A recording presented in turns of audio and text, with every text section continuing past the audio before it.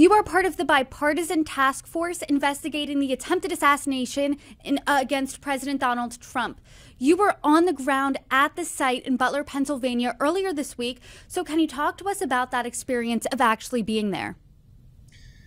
Sure. I mean, I thought it was very important for the task force to go. I'd had a chance to go up with the Homeland Security Committee about a month ago before the task force was formed. And I think we all thought it was important to go back and have a chance to see it in person.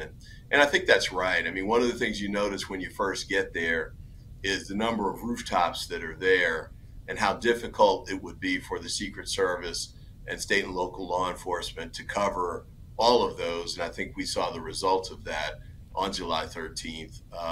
And so I think one of the things that we all kind of came away with was a sense of how important it is to make sure that at the front end of all of this, you pick the right site and give the protection teams the best opportunity to perform their functions.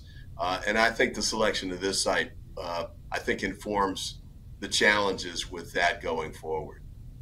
We've obviously seen video from that disastrous day, but being on the ground, you have a firsthand view. So when you're there, when you're walking through the site, seeing all the different buildings, did you have any additional questions? Were any additional questions raised being there? Certainly. I mean, I think the coverage of the rooftop where the shots were actually fired from is sort of at the front end of that.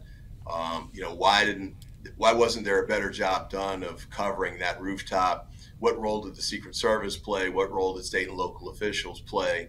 What was the breakdown in all of that? And a second big issue that we saw was apparently there were two communication centers that were there instead of one. Why do you have two communication centers instead of a unified command center, which you'd have in most of those kinds of situations? Because you want to have real-time communication so that if something does emerge, you have some sort of crisis that pops up, everybody can talk to everybody else from the law enforcement side directly or quickly. And that was another failure that happened as well. So there are a number of those that I think are going to pop up as we move forward. I think the short run issue is Secret Service taking in this information and making sure they make immediate adjustments, because they're still in the role of protecting, whether it's the former president or the vice president or whoever, people who are out there giving speeches and protecting the public. We need to remember that a spectator was killed that day and two others were injured because of this breakdown. So we want to make sure that the candidates are safe, that the spectators are safe, and democracy can move forward in the way that it should. When you were there, when you had these additional questions, did you have the chance to speak with any additional law enforcement, whether it be local, state, or federal level? Yeah, great question. After the tour of the site, we had a chance to meet with 4 different law enforcement agencies, all local, and talk with them about what happened that day, what their recollections were, what recommendations they would make. And I thought that was very helpful as well. There'll be other conversations, I think, with them. And I think the FBI has done interviews with them as well. But it's important for us to make sure that we hear from everybody that we can. We don't have to duplicate interviews that, for example, have been conducted and recorded, say, by the FBI. But I think it's important to make sure that if there are any holes or gaps in the information that we've been provided, that we can fill that.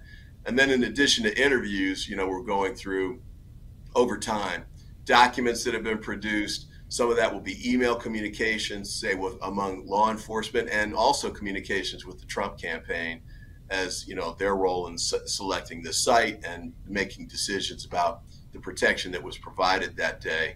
There are going to be radio communications. There's body camera footage. I mean, there's a lot that we need to go through, and we don't have a long time to do it. The report's due on December 13th, so we really have to hustle to get this done.